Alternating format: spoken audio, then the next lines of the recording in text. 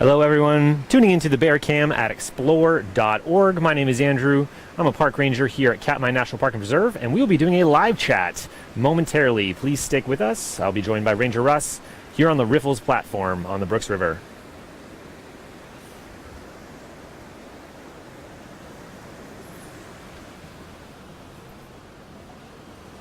Are you good?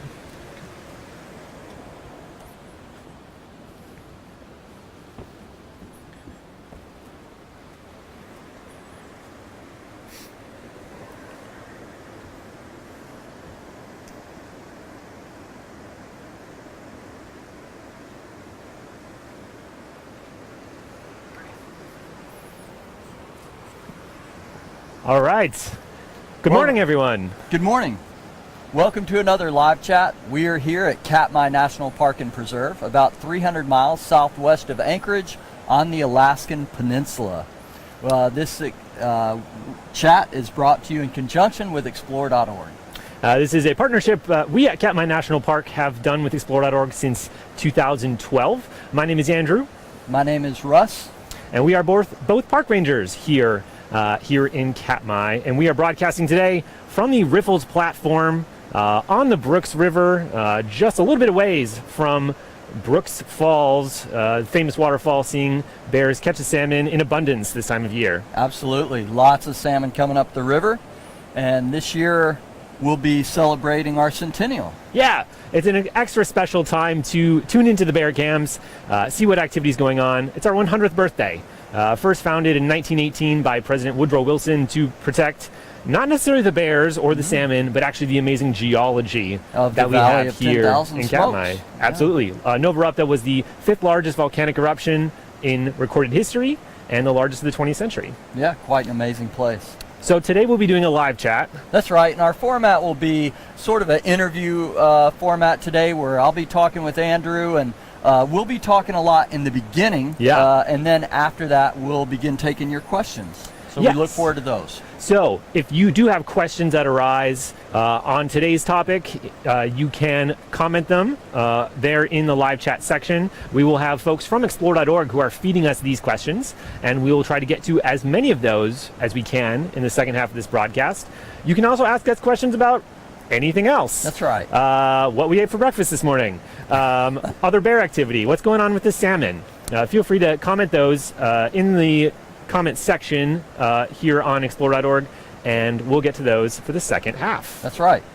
But today we're going to be talking about claws, paws, and teeth, the finer points, as we say.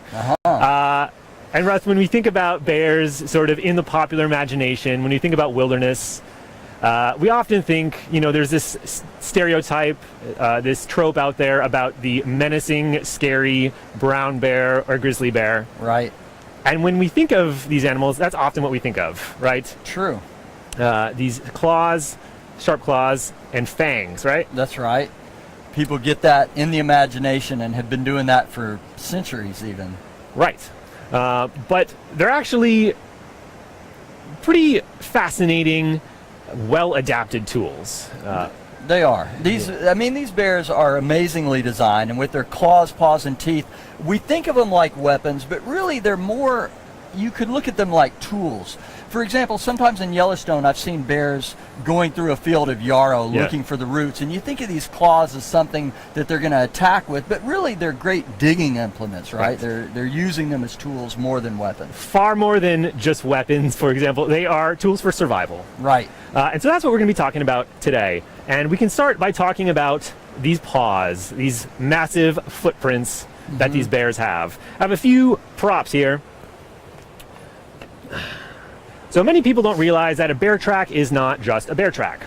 All 4 paws are not the same.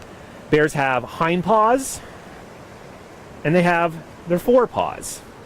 So when we're walking down the road here in Brooks Camp, you'll often see tracks. You will see these rounder, shorter forepaws. So these are the ones in the front. That's right. And then these longer, almost by solid margin longer, definitely, hind paws. You can see the entire pad hitting the ground there. Absolutely. Yeah. And I don't know how easy it is to tell the scale of this. This would be probably an adult, I would say maybe male brown bear. This is on the larger side. Probably 800 pounds maybe, something like that, looking at that print. In comparison to human head, it's quite large. I mean, we're talking almost close to a foot long with these claws. Right. And these paws are going to be covered in a very thick skin on the bottom. Incredibly tough. Right. Because you think about everything that these bears have to walk through and go through on a daily basis as they're walking through the wild.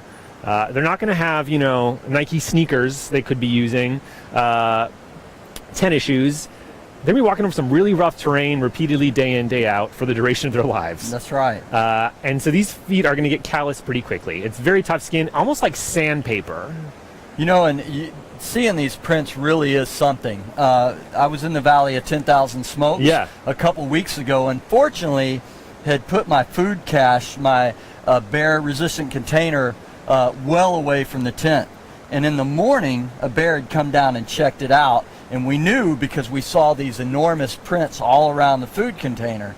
We were very thankful that it didn't come to check the tent out and that we had kept our food really far away, but just seeing the prints alone let you know that it was a really large bear. Their presence is here. It's for folks who don't know, the Valley 10,000 Smokes is a very desolate looking, sort of menacing volcanic valley here in the park. It was the original reason this park was created. But even out there, with no close food sources, they're moving through the area. They are. I also love that story just because it is illustrative of the fact that we should keep our food well away from our sleeping quarters when we're camping in the backcountry, because these bears are everywhere. So we have these forepaws. Again, they're going to have these pretty significant claws on the end of it, and the claws will actually be longer on the front paws, on the forepaws, than they will be in the back. And we'll talk a little bit about why that might be a little bit later. Okay. But you can think about things like digging. This is what they're sort of their hands. If we're going to anthropomorphize it, the front paws are going to be the hands. They're going to be using that more as a tool as opposed to their feet, which would be the back paws, the hind paws. All right. And a question we get a lot. How come the bears with these big feet, why are they not falling over the falls a lot? So we have the hind paws and the forepaws, and bears are what we call plantigrade. Just like humans, they're plantigrade. And that means that they have basically 4 points of contact with the ground, and they're stepping with the flat of their feet. Okay. And contrast that with what we call digitigrade, which is something like a wolf, for example, where they're walking on their digits, hence the word digitigrade. They're basically walking on their toes. Bears, in contrast, are going to be walking on the flats of their feet, which gives them additional stability, particularly being as heavy as they are. They need all that. They need to be able to support themselves and be stable, especially later in the year here they got pretty hefty bellies. By walking on the flats of their feet, it gives them a little bit more stability. Whereas you think about something like other carnivores, like a wolf, for example, they want speed as well. They want agility. So while bears can move very fast, they can move about 50 yards in 3 seconds, we say here in our bear safety orientations. 30, 35 miles an hour. They're really designed more for stability and being steady. Being planted like on the falls. On the lips of the falls. And that really is, you can see that in action. So when a bear will be standing on the lip of the falls, almost precariously close to the edge, they have a couple of things working in their favor. That plantigrade stance. They're walking on the flats of their feet, so it gives them a little bit more stability. Instead of us, that has 2 points of contact, they have 4. Which is going to help a lot. They also have their sheer weight. And then they have those long gripping claws, too, on all 4 paws. And the skin, as we mentioned, on those paws is going to be quite abrasive. It gives them quite a bit of friction to help grip onto those rocks. And even so, we've seen a couple bears go over this year. Memorably, Yes. I think there's a highlight video on Yes. explore.org of 409 taking a very quick tumble. We've also had a subadult or two come over the lip of the falls. And that one time 409 went over the falls, it was like Grazer was right there. She didn't nudge her, Yes. but she was really close. And as soon She as didn't try to rescue her. So we had 128 and 409 sort of on the lip. Yeah. 128 just saw 409 go over and just said, "I'll take that spot." swooped right in. Just yeah. took great advantage of that opportunity. Yeah. And then something I think is also very fascinating is if you look at the bone structure of these bear paws, in certain circumstances, particularly after they've been used for taxidermy, when they lose their claws, they look eerily similar to a human hand. And I have another prop here. If you found one in the woods, you might wonder. So I they're don't that know similar. how well this will be able to come through on camera. If cameraman Josh can zoom in on this. But this is an image of a bear paw, a black bear paw specifically. This is from a document put together by our friends in the Fish and Wildlife Service. And often, not often, but from time to time, law enforcement might get calls from people, at construction sites or out in the wild, people thinking that they've come across a human appendage. Bear paws, like the human hand, have 3 phalanges after the knuckle. So it sort of looks like human fingers. Sure does. Particularly, again, if these have been used for taxidermy and people come across these body parts later in whatever setting, Right. it can be quite a disturbing discovery. Think people ever mistake that for Sasquatch? A Sasquatch, that would be the other. So this is a photo, yes. They might. This is a decomposing black bear paw. But again, after the claws have been removed, as they often are for taxidermy, it doesn't look dissimilar from the hands that we have. It's true. On our person. Looks pretty close. So I just thought that was very interesting. From the Fish and Wildlife Service, they put that together. But these claws, talk about these claws for a second. Sure. So these are not short, dainty fingernails. These are not the claws that your household dog might have at home. These are going to be pretty hefty. Bear claws is particularly on the front paw. They will be longer on the forepaw than they are on the hind paw. And on an adult bear, they could be 2 to 3 inches. And they stand out. When you see the bears here, you notice the claws all the time. And they are almost a half an inch wide. So they have these large sort of, bones sticking out of their paws, quite menacing looking. But they're not, as we talked about at the front, they're used for much more than defense, which they can be used for. And I've even seen a bear, like last year Grazer had a subadult that was coming up towards her, trying to join the family, it appeared. Yeah. Grazer went Hang out with the sow and her cubs. Yeah, and she went to beat that cub to let it know it didn't need to be part of her crew. Yeah. And when she did, she beat it with her paws, not claws, which I thought was interesting. So more of a loving touch as opposed to...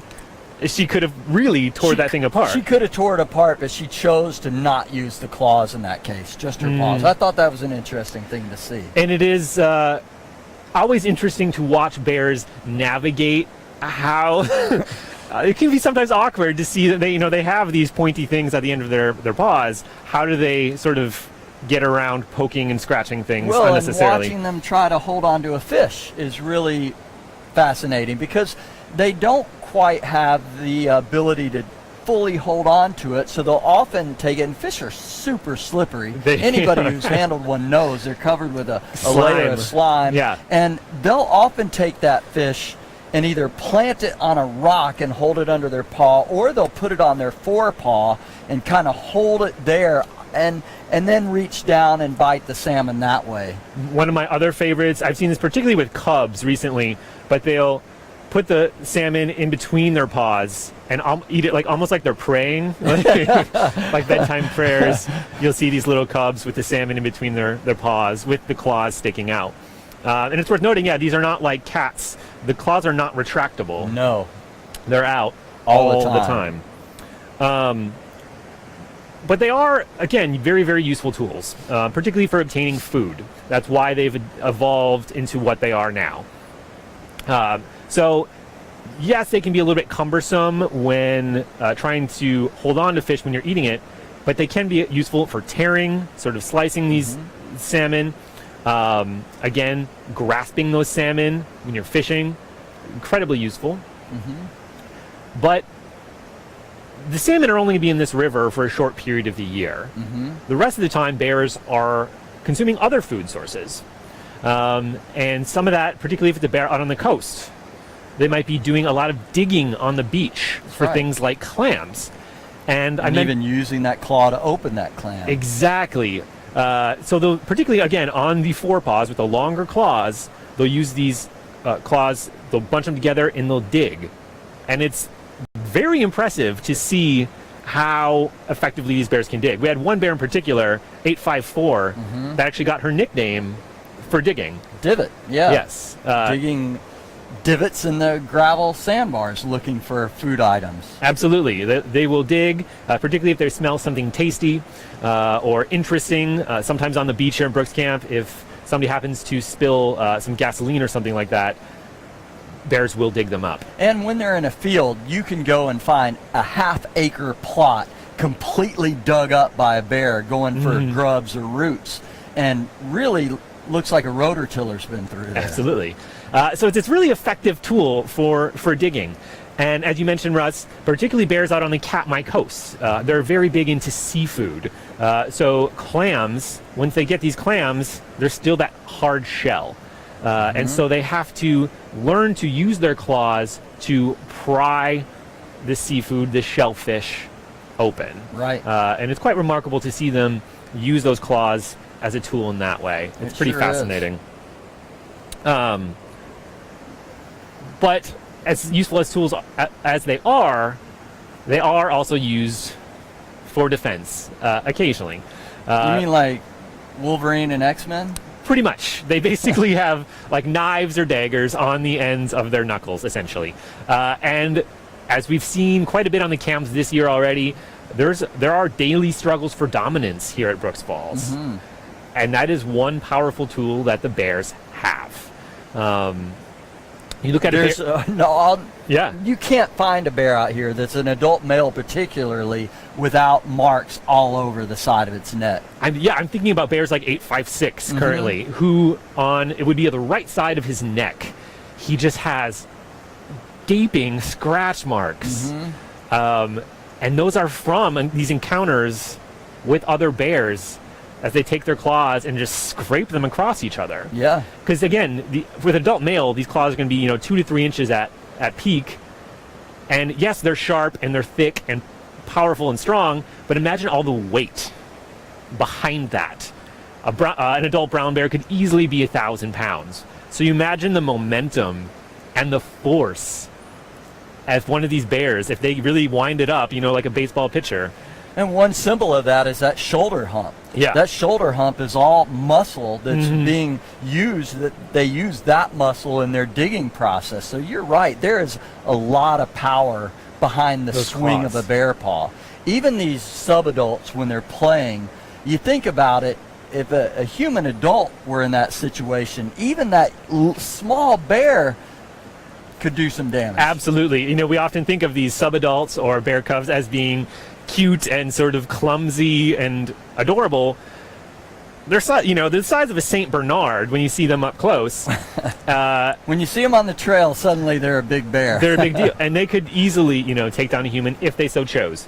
And fortunately, brown bears don't do that. The vast majority of the time. Right. Whenever you hear about those encounters, it's usually because a bear was surprised. Right. But these claws, another thing I find interesting, Russ, is that they can be different colors. We often think of them just sort of being like a black color, but they can really run the spectrum from almost pitch black to a chocolate brown to a light brown and even bright white. You know, we look at, and they do help us identify bears. Yes. Sometimes we can look at bears and we use various factors to identify them, whether it's the shape of their ears, the shape of their snout, scar that is prominent and lifelong, or lefty missing his ear, Yes. has been chewed off. But claws also do help us in identification. Probably the bear people see the most right now around camp is 435, whom we call Holly. Particularly at the lower river, yeah. Yeah, and people will see her a good bit, and she's got really white claws. Like, they stand out, and you can identify her if you knew her coat color. Even if it's changed, her claw color gives her away. But there's one bear, and I can't think of her number at the moment, but her nickname is Sarah. 477. Thank you. 477. Her claws outdo Holly by far. I mean, her claws are pearl white. It is quite astounding. And so she's got a dark coat. Yeah, we're sort of, you look at the Brooks River and it's often very muted colors. You know, these bears are very shades of brownish, grayish, and all of a sudden you see a bear like 477 Sarah with these white claws. Like, you almost hear like a gling, gling, like a sparkle when you see her claws. They're almost eerily white. It'd be like somebody getting onto the subway train wearing something really loud and bright. You can't help but notice it. Yeah, and so these claws can actually be all sorts of colors. And it's worth noting that they can change color over the course of a bear's lifetime. Probably less likely to change within the course of a season. They won't change like fur color will, you know, from spring to fall. But if you look at some older photos, I think of Bear 435, nicknamed Holly, when she's younger, I believe she did have some darker claws. They were brown, and then the older she got, they tended to lighten up, get a little bit more white. So they're not always definitive in identification, but they do help. Yeah, one of the many tools in our toolbox. Speaking of our toolbox, we talked about paws, we've talked about the claws that adorn them. Should we talk about teeth? We definitely should when we're talking about a bear. All right. They have impressive teeth. Quite impressive. To say the least. So this is a skull of a grizzly bear or brown bear, Ursus arctos. This is probably going to be a younger bear. But their teeth are very well adapted and can tell us a lot about what these animals are eating. So in the front there, we have these incisors. First of all, bears have about 42 teeth, which is more than us? Exactly. Humans have about 32 teeth, and 42 is the number that a dog has as well. So they have the same number of teeth as a household dog, for example, but they're going to be quite a bit larger, as you would guess. So in the front here, I'm going to put one of these down. They have these incisors. They're going to have about 12 of these incisors, and these are great for slicing, particularly the salmon, slicing, cutting the salmon that they're eating, the meat. But then, right next to them, they have these massive, you want to hold this one, Sure. Ranger Russ? These massive incisors. And then when you think about menacing sort of looking teeth, this is going to be it. We think of, in the popular imagination, these bear fangs. That's what we're talking about here. And these are going to be more common with carnivores, meat eaters, and they're used for things like ripping away chunks of flesh. They can do that. And photographers will be very familiar when they're trying to get that iconic shot of the bear catching fish when they're standing on the lip. This is what they want to see. You want to see the canine just about to grab that fish. That's what people are going for. Yeah. They really stand out. So these canines are actually, though, as stunning as they look and scary as they may appear, are abnormally large for a bear that is this omnivorous. Again, you'll see this in a lot of other carnivores, but the bear's diet is not exclusively meat. They eat a lot of berries and sedges and other things like that. And especially in places in the interior, away from the coast, you have bears, say, in Denali, or bears in a place like Yellowstone. They're eating a lot of vegetation. Right. They take opportunities to get meat when they can, but so much of their diet is vegetarian. Yeah, and so it is surprising that these canines are that large. But they do serve another purpose as well in sort of preemptive defense, sort of scaring folks off, other bears, right? If you snarl, show your teeth. Yeah. It can be sort of a warning as well. These are these sort of canines in the front of the bear's mouth. But as we talked about, as you mentioned, they're eating a lot of other things, a lot of plants, a lot of sedges. Grasses, sedges, berries. And that's where these molars come into play. They're going to have these molars in the back here, what we call bunodont. They're going to have 4 cusps on top. And contrast that with a dog that only has 2. Bear have 4 of these cusps on molars, sort of peaks, and it gives them a really rough surface. So you think about if the bears are eating really sort of tough, fibrous plants, twigs or things like that, they're chewing on for whatever reason, this is really going to help them grind. Yep. That's where these molars come into place. So we have these incisors, the canines, and the molars. So, and think about what an advantage those are, and yet it's one of the disadvantages for an older bear. yes. You know, older bears will begin to lose their teeth, and it can make fishing a little bit more challenging. Absolutely. I'm thinking particularly a bear that our webcam viewers know quite well, 480 Otis. He is one of our oldest male bear, I believe, on the Brooks one River. we know of, yeah. And he is actually missing, I believe, one of his canines. So, again, those are used for sort of tearing flesh. Right. You will see him eat salmon more with his molars. Like he'll sort of throw it back and have to grind it that way. Much more laborious for him to get that skin off. It really is. Or 410, our oldest female bear, 29 this year. She just kind of, you see her chomping it with her molars and just throwing it down her gullet. Right. Without even stripping the skin anymore. So that's one of the things that older bears have to overcome is the loss of some critical teeth. Yeah, you'll see her sort of throw the fish back. I also think of a couple years ago, bear 814 Lurch, who was from some perspectives a very scary looking bear. He was a little beat up, one of the more dominant bears on the river. He was missing some teeth. There's some photographs out there where it looks like he's missing one of his canines, some of the incisors in the front. After a lifetime of use, these teeth get worn down. Yep. And bears are not brushing twice a day. So you can imagine they get worn down and beat up relatively quickly. Yeah, it's all part of the cycle of life. Yeah. So through their claws, their paws, and these wonderful pointy teeth, bears have a whole bunch of tools that they can use. They are pretty brilliantly adapted. Right. And when you're watching the cams, it's fun to focus on from a distance at sort of the how furry they are, how many fish did they catch today. But pay attention to those claws, to those teeth, and just see how they use them. It's really fascinating to watch on a daily basis how they're using those tools, again, in their toolbox. It really is, and especially the camera on the lower part of the falls platform.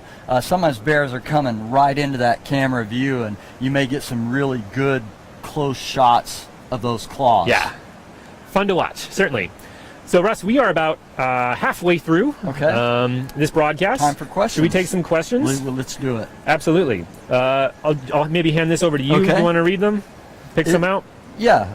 Is there a correlation between bear paws size and their overall size of the bear? So the paws versus the size of the bear. Correlation? Yeah, I would say so, yes. Bears, they're not going to become grossly disproportionate through natural means. So if a bear is going to be growing, its paws will also grow. So they may put on weight, seasonally, their bellies might get larger, but as a bear grows in size, as will its footprint. Think about you as you grow up. The older you get, often when you're a teenager, your feet will get larger as well.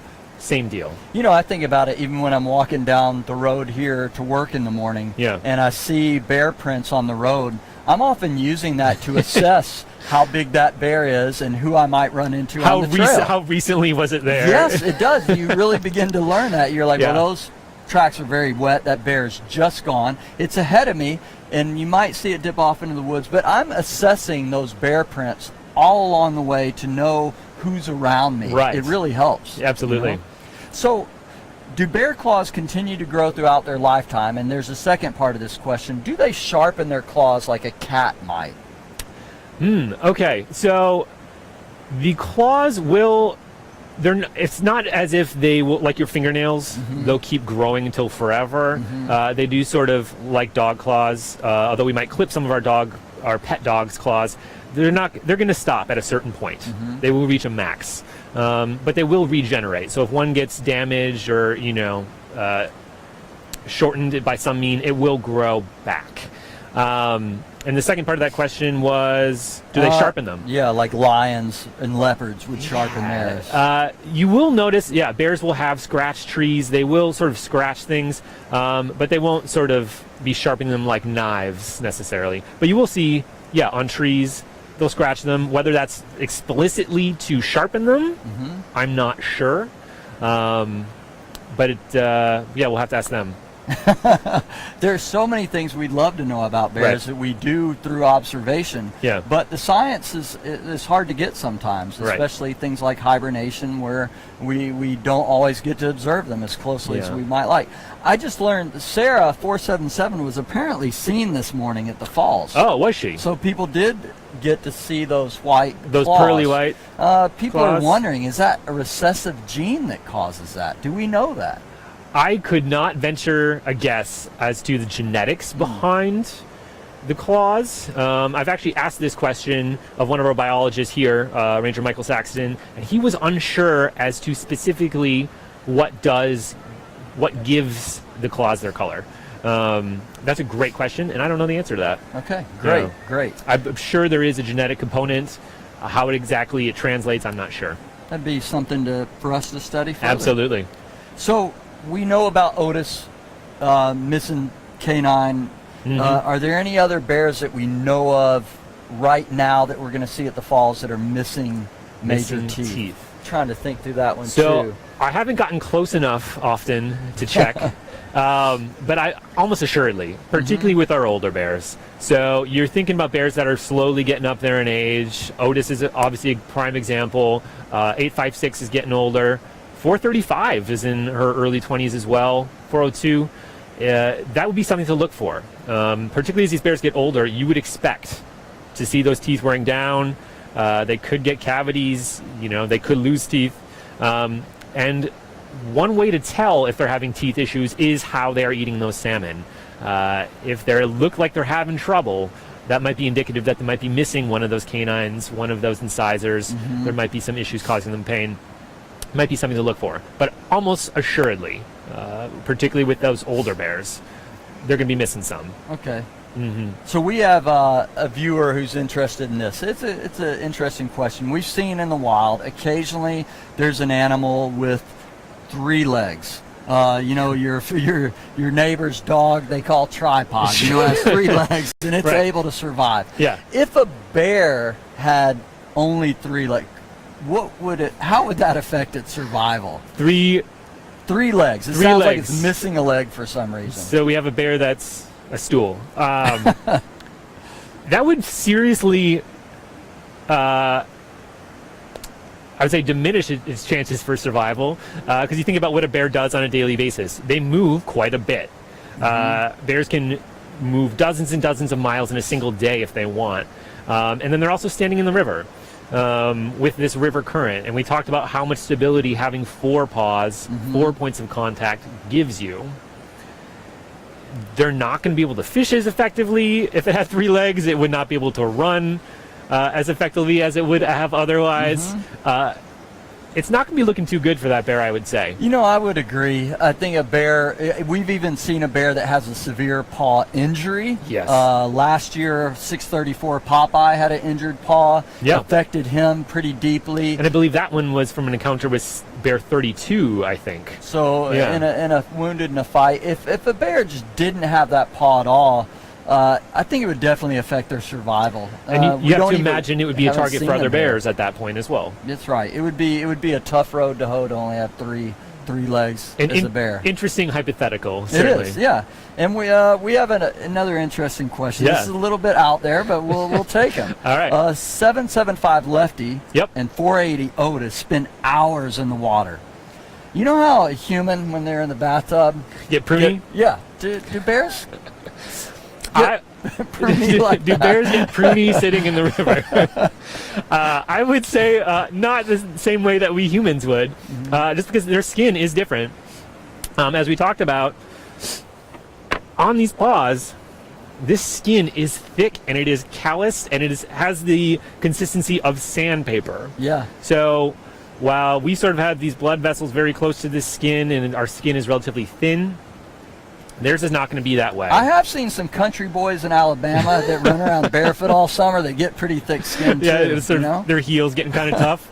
Yeah. But yeah, bears, they've built up a nice callus, and they would have adapted over time to being in the water. Yeah, and they don't get really pruny. No. I mean, part of this water's cold. This water's probably in the 50s. Yes. And so If not colder, yeah. If not colder. And these bears have also a couple layers of fur, like a really small, thin layer covered by another layer. So they can stand in that water for hours on end. Not only are they not wrinkling up like us, but we would start to have hypothermia if within we tried to- seconds. Yeah. Absolutely. So their ability to stay in the water is really something. So we have someone who I guess is seen on the webcam. Holly, before she nurses her cubs, will sometimes dig a hole a little bit and then get on her back. Have you seen other sows do that? I have not seen that specifically in regards to nursing. And that's probably like a comfort thing, right? 435 Holly would dig a hole, just a little bit more protection, and then again, particularly later in the season, they have quite the girth, quite the belly, and so it adds a little bit more of a recess for them to lean back in. And we do see belly holes a lot. The boars and the sows, they'll get so big, their stomachs are so big, they'll be kind of dragging on the ground, so they'll dig a big hole so when they lay down there's a room for their belly. A little bit more comfort if they can put their belly into that hole. And there might be sort of a mental comfort thing as well, an emotional comfort, a little bit more protected if you're down underground, not completely exposed. It does seem like I've seen some other sows when they're laying down to feed their cubs, they do seem to have their back up a little bit on some sand, so it does seem like they do like having a little bit of support there. Back support. Yeah. Let's see. Okay, we're going to get a little deeper and we're going to go into like hibernation. This is an interesting question at a quick glance. We'll see. Do bears' claws slow or stop growing during hibernation? That is a fascinating question, and I would say that most of their body processes, do slow down in hibernation. I have no reason to believe that would be any different. Their breathing, their heart rates, their metabolism, their digestive system, all of that slows down during hibernation. So just using those clues, I would say that their claw regeneration and growth probably slows down as well. Okay, I have another question here that I like this one. Are there, because we talked about prints and looking at them on the road, are there any bear prints you see and you know which bear they belong to? Like it has missing a claw or has a scar, etc. Right. So this is something we've joked about as rangers, because visitors will often ask us, for a bear at 500 yards, which bear is that? And it's really hard to tell a lot of the times. So we often will joke about being able to identify them from their paw prints. I don't know anyone who's that good. It's certainly possible, but there's just too many bears around here of similar size, and it's not like they have fingerprints we can test necessarily. Yeah, and I can't say I know, like looking at it saying this is that bear, but I did a couple weeks ago walking along Lake Brooks. Yeah. There was a prints, and I was like, I wonder what the story is. And I saw one large print, and I just saw one small print, really small. And I did say to myself, hey, this looks like 132. It's a sow. It's one cub. So we know, well, there may be another now, but we know that she has that one cub.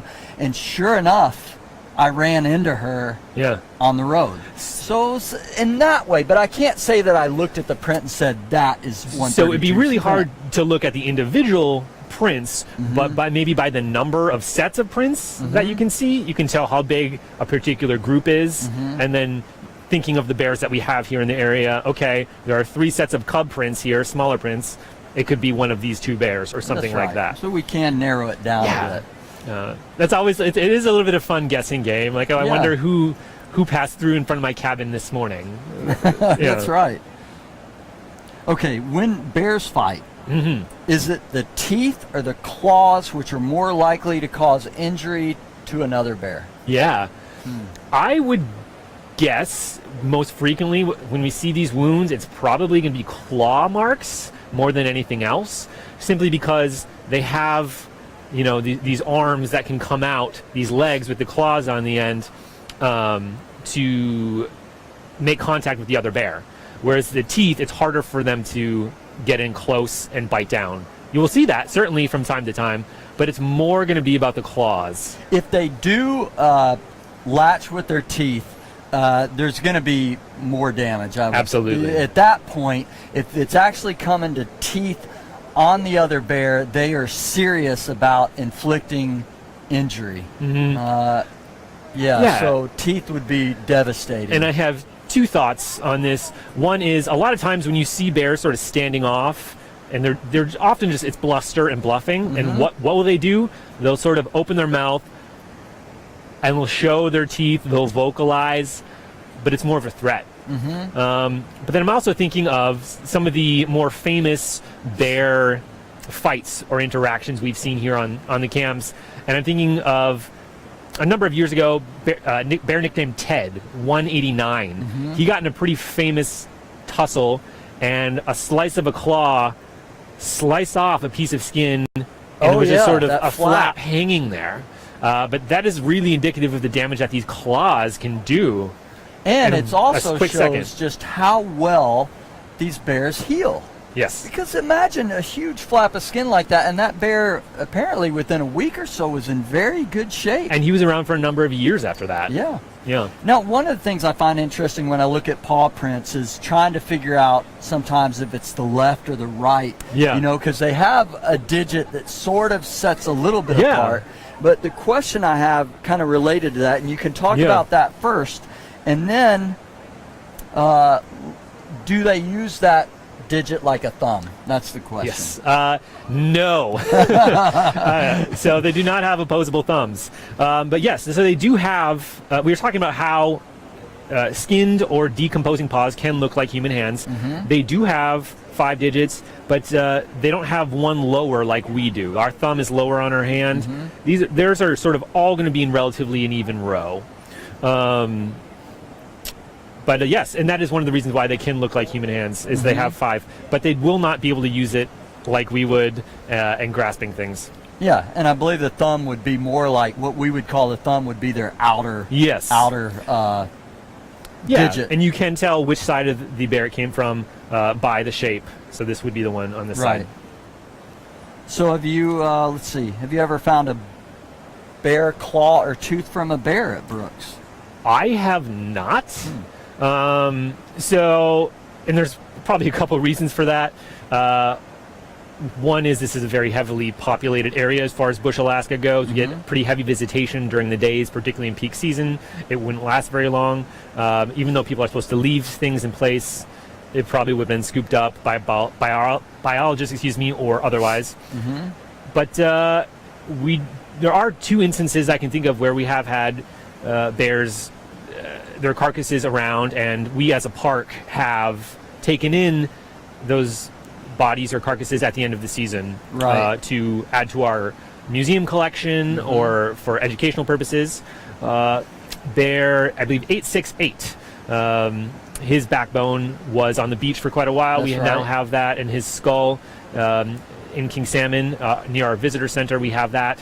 And Tundra is a bear that our Bear Cam viewers might recognize. We now use her skull for educational purposes as well.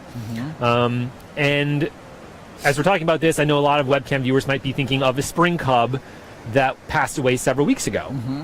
The body of that spring cub is still located near the platform here, the Riffles platform on the ground.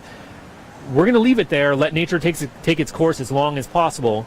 But it's possible at the end of the season, if those bones are still there, we might use them for educational purposes. But I've never heard of anyone just finding bear bones. No, I haven't either. Necessarily. I know bones of what we think is 814 lurch was found behind the lower viewing platform a number of years ago. But other than that, I can't really think. It's not a daily occurrence, certainly. Do bears have a dominant paw? This viewer noted bears, for some reason this viewer says it seems that most often they use their right paw to hold their fish against their left leg while eating. But you do see a lot of bears doing that. I have no reason to think that they wouldn't have a preferred limb. You know, they get in their habits.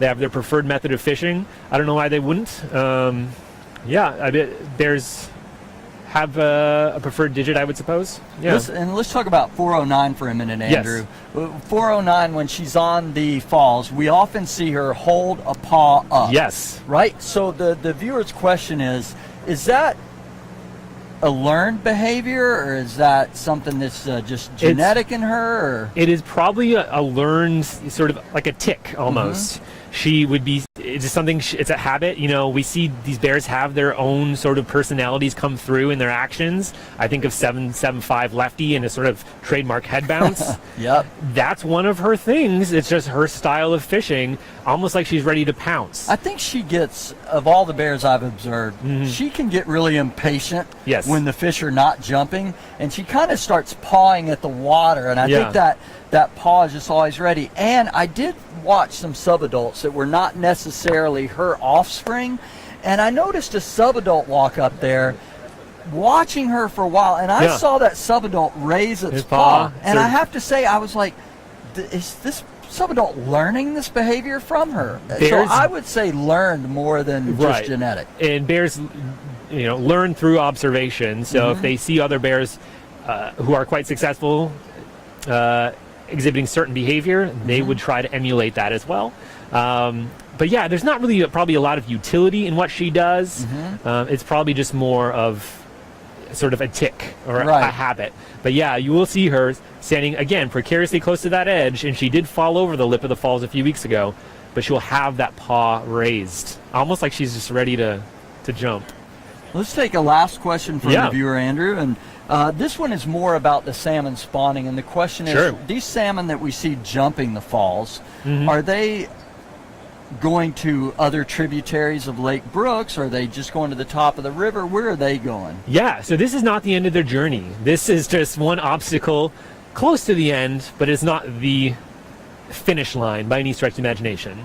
So salmon are going to be looking to spawn in shallow, slow-moving streams. And so where a lot of these salmon are going to be going are into the streams that feed into Lake Brooks, which is the headwaters for the Brooks River here. So they're going to jump the falls, and if they're successful, continue up into Lake Brooks, maybe take a breather at what they just accomplished, and then they're going to sort of migrate into these smaller streams that feed into that relatively large lake.